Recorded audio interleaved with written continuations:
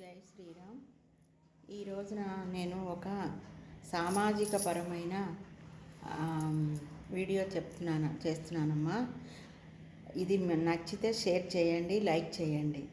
ఇప్పుడు ఆడపిల్లలకి సమాన హక్కులు వాటాలు ఇవ్వాలి అని గవర్నమెంట్ మనకి ఒక రూల్ పాస్ చేసింది. అది ఇచ్చిన దగ్గర నుంచి ఎంతమంది దగ్గర ఎన్ని గొడవలు అవుతున్నాయి ఆస్తుల విషయంలో.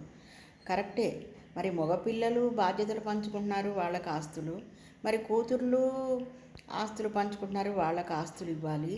సరే, అది ఇప్పుడు మొన్న నేను న్యూస్లో చూశాను, ఎన్ని వేల కేసులు అలా పెండింగ్లో పడున్నాయట. అవన్నీ వద్దు, కానీ కనీసం ఆడపిల్లలే ఉన్న తల్లిదండ్రులకి ఎల్ఐసి కట్టాలన్నా ఏదన్నా మగపిల్లల దాంట్లో ఫ్యామిలీ గ్రూప్లో తల్లి తండ్రి వస్తారట. ఆడపిల్లలకి మరి ఎట్లా అమ్మ? వాళ్ళ మీదే ఆధారపడ్డావు. కూతురు తల్లి తండ్రి ఉంటారు కదా, వాళ్ళకి ఎవరు కట్టాలి ఎల్ఐసీలు? ఉన్నన్నాళ్ళు వీళ్ళే కట్టుకుంటారు, కానీ ఫ్యామిలీ గ్రూపులలో వాళ్ళ ఫ్యామిలీ పాలసీలో ఈ ఆడపిల్లల తల్లిదండ్రులను కూడా వాళ్ళని చేర్చితే బాగుంటుంది కదా.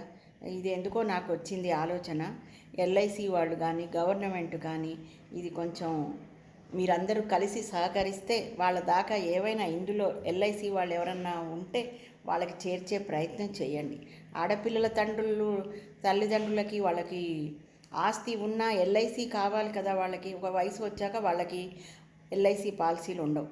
మరి పిల్లల గ్రూపులలో మగపిల్లల తల్లిదండ్రులను చేర్చినట్టు ఆడపిల్లల తల్లిదండ్రులను కూడా చేరిస్తే బాగుంటుంది అని నా ఉద్దేశం. మీకు నచ్చితే మళ్ళీ చెప్తున్నా, షేర్ చేయండి, లైక్ చేయండి. ఎల్ఐసి వాళ్ళు ఇందులో ఎవరన్నా చూస్తే వాళ్ళకు కూడా వాళ్ళ దృష్టికి తీసుకెళ్లే ప్రయత్నం చేయండి.